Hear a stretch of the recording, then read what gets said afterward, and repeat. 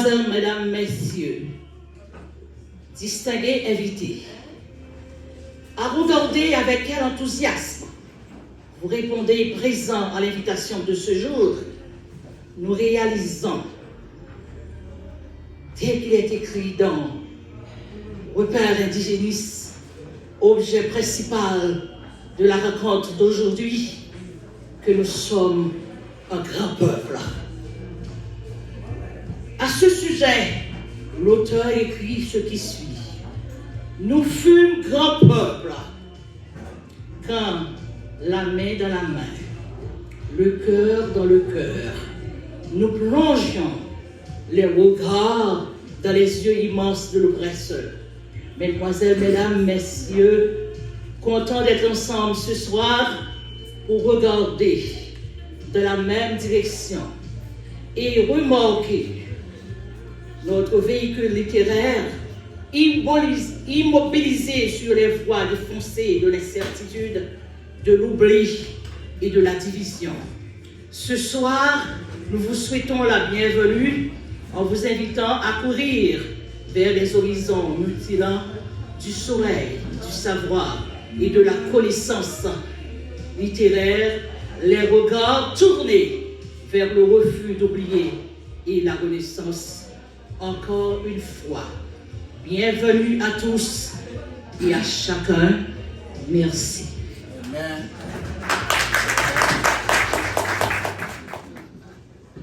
La prochaine neige. Si je devenais président, les mourants du crépuscule, Rose-Marie, un verre dans le fruit, vent contraire, une inconnue dans la ville, la fin des raisins, déclin d'une journée triste et sombre. Et en fait compte, hommage à ma femme. Mes sœurs, souhaitons que Dieu nous accorde la santé et le temps d'y parvenir. Merci pour votre attente. Merci beaucoup. Je dois vous dire en toute sincérité, je vais m'exprimer en langue. Hein? Parce qu'il a dit que c'est moi qui fais l'hiver à sortir. Parce que j'ai commencé à écrire depuis 1985. Maintenant, moi je fais tout moi-même. Lorsqu'il avait dit ça, je me suis dit, au nom de Jésus, ma pépé ma tête. Mesdames, Messieurs, nous avons un artiste très connu dans la communauté, c'est Wilkinson Théodore, la Thessalienne. My God, avant que je me dise les potes bagailles, je me dis que moi saluer famille Séraphin et moi saluer tout petit monde là et c'est petit qui là. Et il peut saluer tout frère Séraphin et de toute façon que vous voulez que vous ne voulez qu'on n'y ait pas frère Séraphin, c'est pas elle de Séraphin seulement, c'est l'écrivain Séraphin. Frappez bien pour monsieur Assou.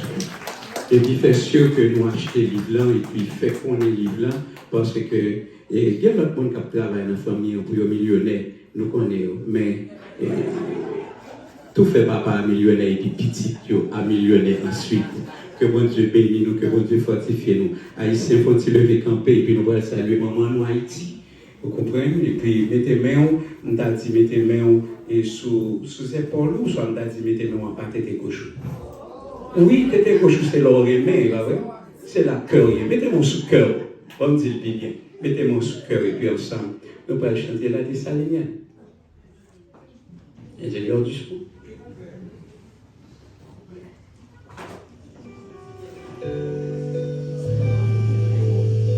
Hey.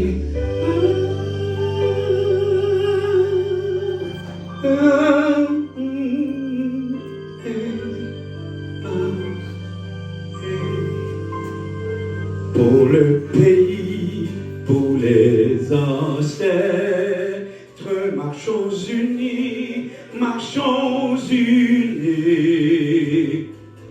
dans nos rangs.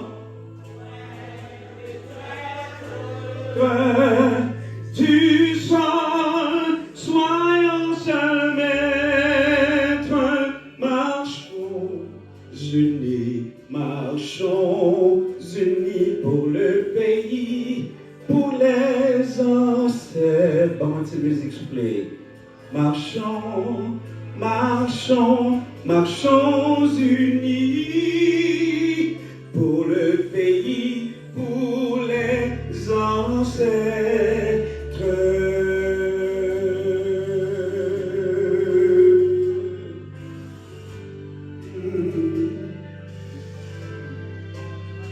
Pour le drapeau, pour la patrie, mourir est beau, mourir est beau. Notre passé nous crie, l'âme aguerrie, mourir est beau, mourir est beau pour le drapeau, pour la patrie. Mourir, mourir, mourir est beau pour le drapeau, pour le drapeau, pour le drapeau, pour la patrie. Nous gon drapeau d'un coup toute paix, c'est pour nous aimer, mourir pour lui, c'est pas cadeau blanc, t'es fait nous, c'est sans ancêtres nous qui t'est coulé, pour nous qu'aimer drapeau nous, c'est pour nous travailler, mais tête ensemble, pour l'autre pays qu'à respecter, drapeau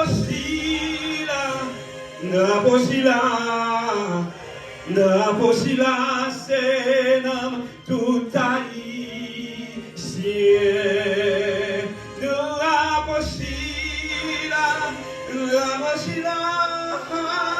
drapeau si là, c'est nom tout haïtien.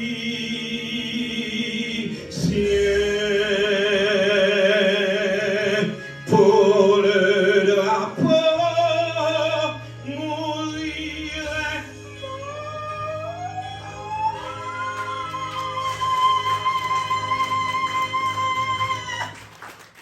Que sont-ils devenus ceux qui savent la fragrance du Gris Saint?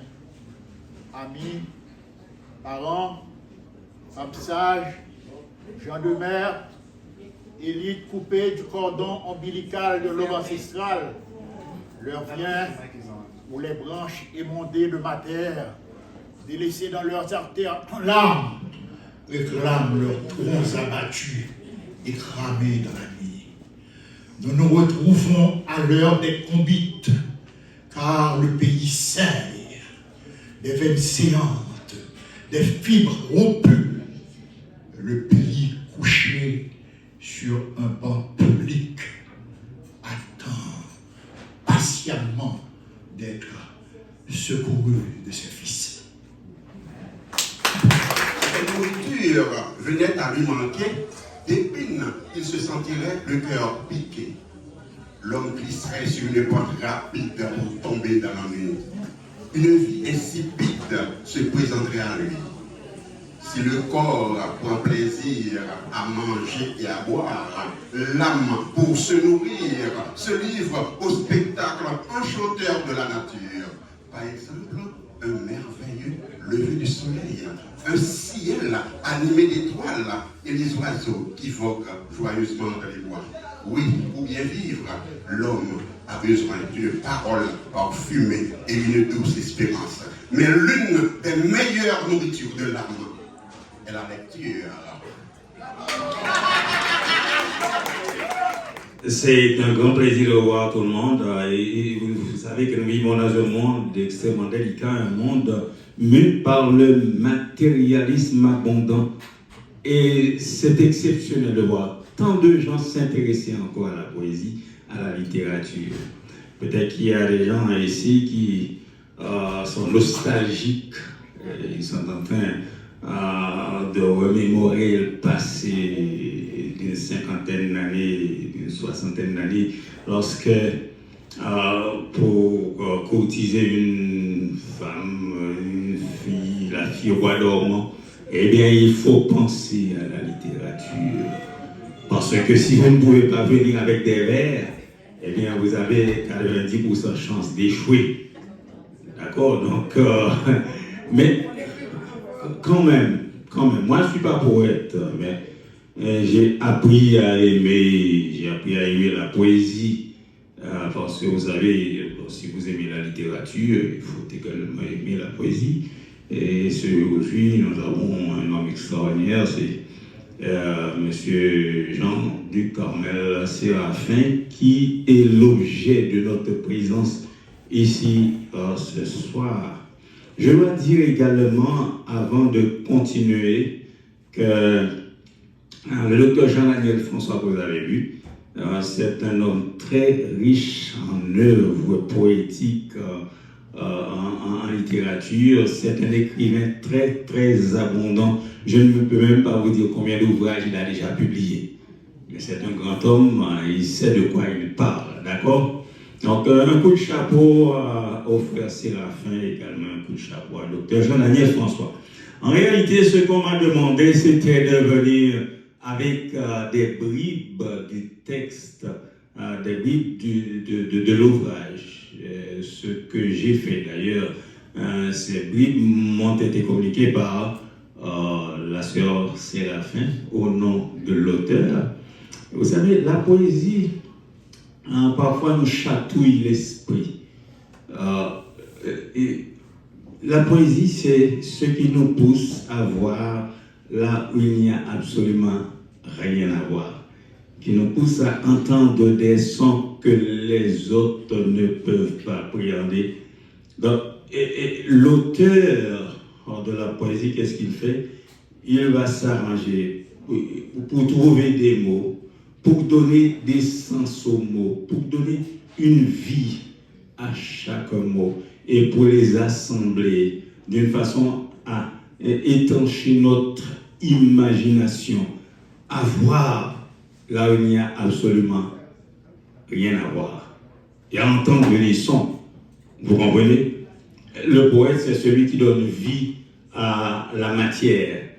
La matière inerte reprend vie lorsque le poète est là, lorsque le poète pense. C'est pas seulement à la matière que le poète donne vie. Le poète donne vie également au mot. Bon, le mot devient une personne. Le mot peut nous chatouiller l'esprit et nous transporter dans l'au-delà. L'ouvrage qui nous intéresse aujourd'hui, c'est bien ces aubes. Des aubes qui parlent. Déjà, le titre dit grand-chose, vous comprenez? Des aubes qui parlent. Donc, nous sommes plongés dans l'incertitude, nous sommes plongés dans un monde immatériel pour entendre ces aubes qui parlent, ces aubes qui nous chatouillent l'esprit. De toute façon, les textes sélectionnés par l'auteur ou bien par sa femme sont à peu près les suivants. Ce que je vais dire maintenant se trouve dans l'ouvrage. Certainement, vous allez vous procurer l'ouvrage, donc vous allez voir ces textes dans l'ouvrage. Vous me permettez d'utiliser un petit quelque chose pour m'aider parce que j'ai oublié mes lunettes. Le ciel morne de mon héritage, truffé de signes avant-coureurs, assez gai, d'une clarté lointaine, tel un boucan de rosier qui s'allume derrière des montagnes ensorcelées. Parole de l'auteur, parole de l'écrivain qui nous concerne aujourd'hui. Je reviens d'un rêve sublime que portent au corset les goéluches superbes de mon pays, quadrillé bien sûr d'étoiles Oui, quadrillé d'étoiles filantes. Vous savez, l'auteur, c'est lui qui va vous aider à comprendre ces figures. La figure dit grand-chose, mais vous finirez par tout comprendre après avoir lu l'ouvrage. Après avoir lu l'ouvrage, vous allez placer l'écrivain dans un creuset et ça vous aidera à comprendre ces phrases, à comprendre ces phrases taillées sur mesure que le simple de penser ne pourra pas comprendre. La femme d'une saison excentrique tient dans ses bras la légende écumante des siècles. Elle chante, elle danse pour éblouir la terre.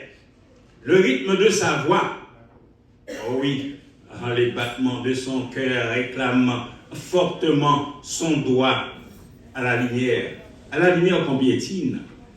Oh, des textes vraiment imagés. Je vous invite, chers invités, je vous invite à vous procurer l'ouvrage. Vous procurez l'ouvrage, vous allez voir qu'il y a dans cet ouvrage 1000 fois plus que ce que nous venons de dire. Ok? C'était là mon intervention. À vous parler un peu plus tard. Merci.